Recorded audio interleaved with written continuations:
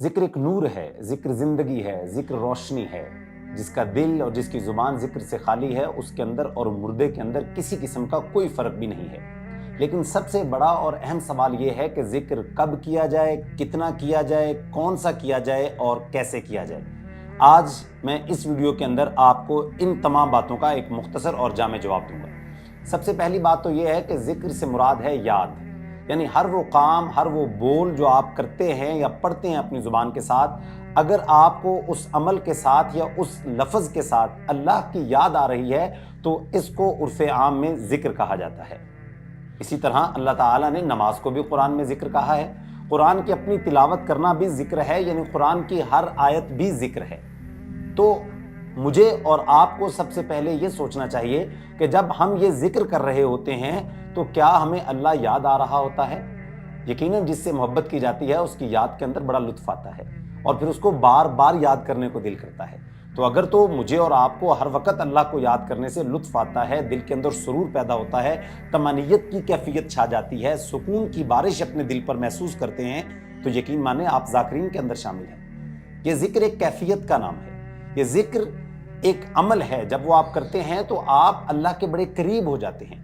اور اللہ کے نبی صلی اللہ علیہ وسلم نے فرمایا، جب انسان اللہ کو لوگوں میں یاد کرتا ہے تو اللہ تعالیٰ اسے بہتر مجلس یعنی فرشتوں میں یاد کرتے ہیں، اور جب انسان تنہائی میں یاد کرتا ہے تو اللہ بھی پھر اس کو یاد کرتے ہیں۔ کتنا بڑا اعزاز اور اعجاز ہے کسی آدمی کا کہ کائنات کو بنانے والا خالق و مالک اللہ رب العزت اس انسان کا ذکر کرتے ہیں، اس بنیاد پر کہ وہ انسان اللہ کو یاد کرتا ہے۔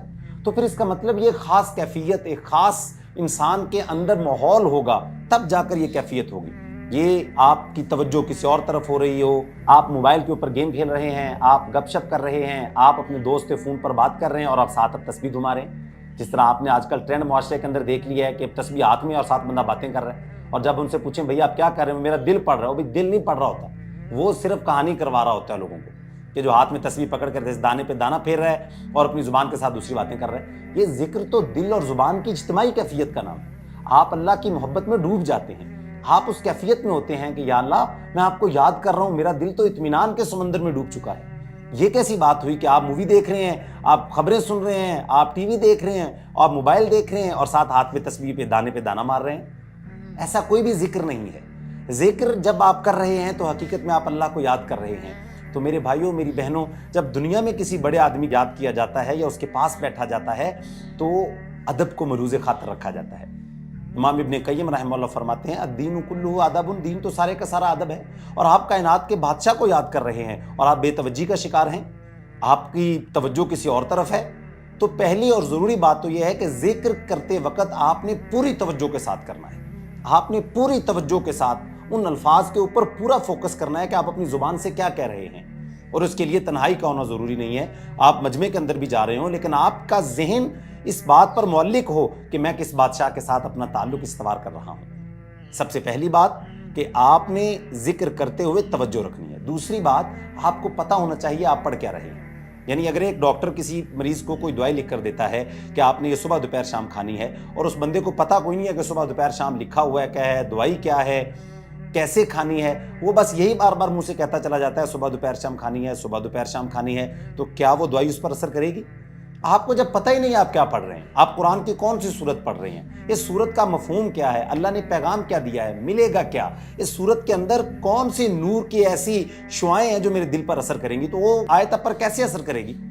آپ بے شک 2 لاکھ مرتبہ پڑھیں، آپ بے شک 4 لاکھ مرتبہ پڑھ لیں، جب آپ کو اس آیت کا فہم ہی نہیں ہے، آپ کو پتہ ہی نہیں کہ اس آیت کے پڑھنے سے اللہ نے کیسے کیسے معجزات برپا کیے ہیں، تو آپ کے اوپر وہ ذکر اثر نہیں کرے گا۔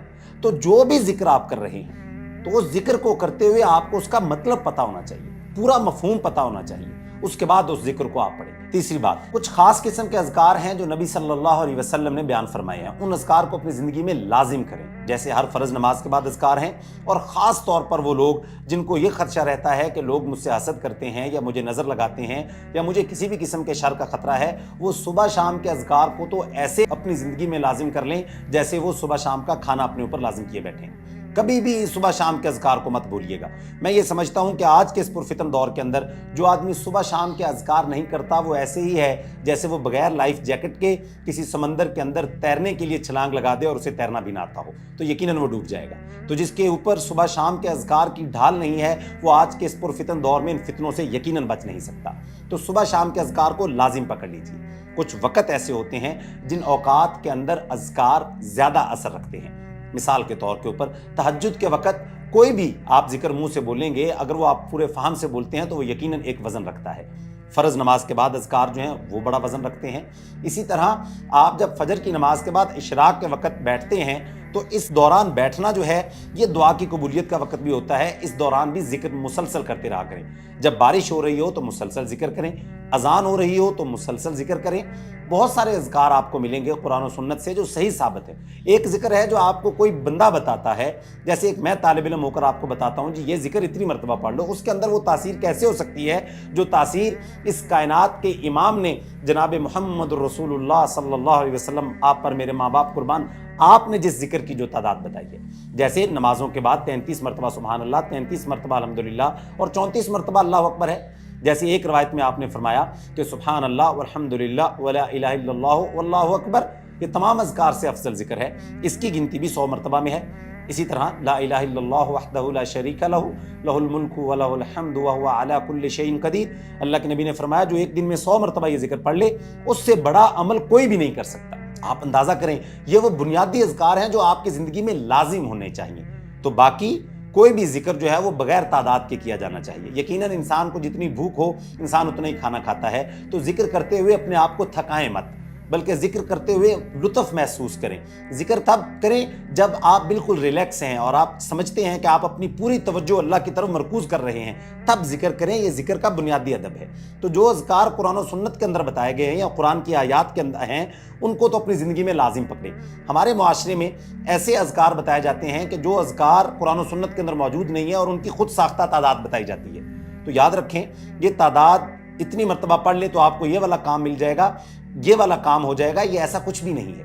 یعنی اب تو ہمارے معاشرے میں یہ بھی کہا جاتا ہے کہ قرآن مجید کھولیں، جس صفحے کے اوپر انگلی رکھیں گے تو جو آپ کا مسئلہ ہوگا بس وہی آیت کو بار بار پڑھ لیں۔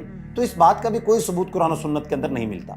آپ ذکر کریں، ذکر ایک معرفت ہے، ذکر ایک تعلق کی ڈیولپمنٹ ہے کہ آپ اللہ کے کتنا قریب ہو رہے ہیں۔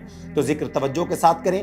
ذکر کسی بھی وقت کیا جا سکتا ہے، وضو کے ساتھ کیا جا سکتا ہے، بغیر وضو کے ساتھ کیا جا سکتا ہے، چلتے ہوئے کیا جا سکتا ہے، بیٹھتے ہوئے کیا جا سکتا ہے۔